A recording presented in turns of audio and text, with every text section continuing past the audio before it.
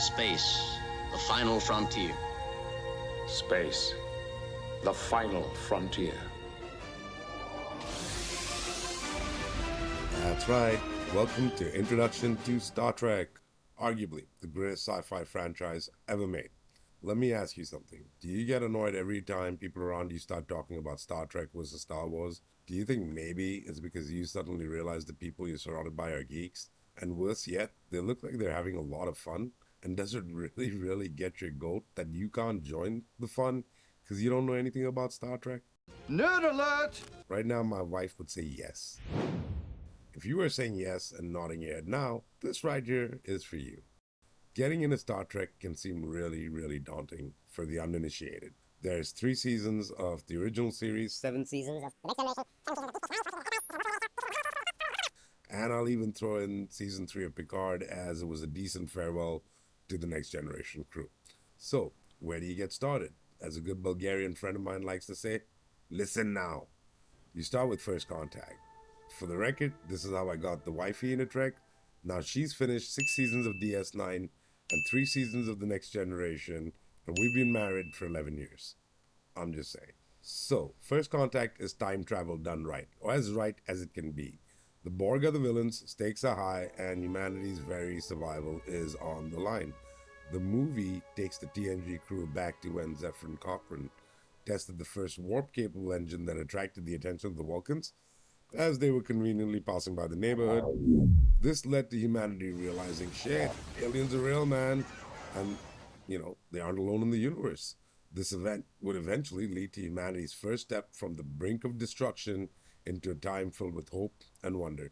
With deep, strong, positive messaging, good storytelling, many, many explosions, this is a very easy watch and can be seen as a standalone movie with minimal context needed. After all, Resistance is futile. after you finish with First Contact, you start Star Trek IV: The Voyage Home, aka the one with the whales. You really can't get into Star Trek without appreciating and marveling at the imagination on display in the original series. Before the original series, every spaceship was designed as a saucer or a disc-shaped object.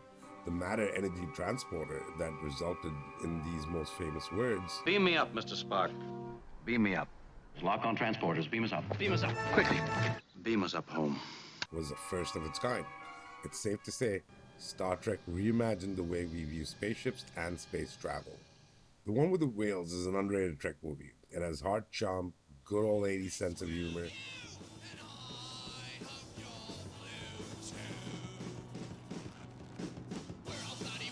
and fashion.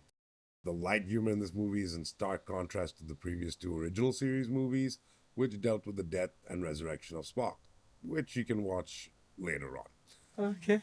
Star Trek has always had a flair of discussing serious subject matter while carrying an undertone of humor, and as Picard would say, Sometimes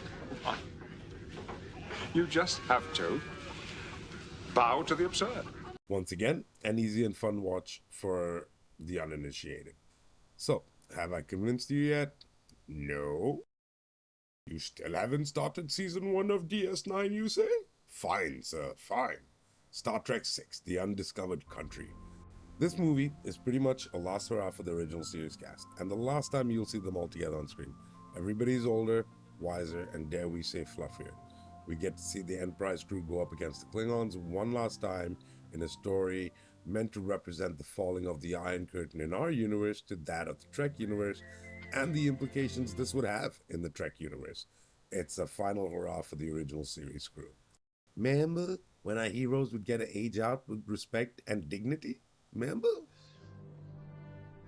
Me too. I remember.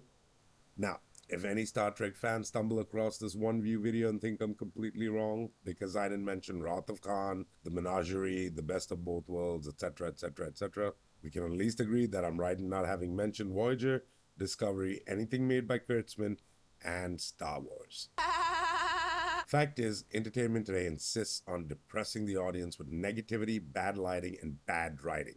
With so much tripe on television, now's as good a time as any to dive into Gene Roddenberry's vision of the amazing feats mankind would accomplish if we all put our best foot forward together. Now, Ensign, you are ready to begin your voyage. Live long and prosper.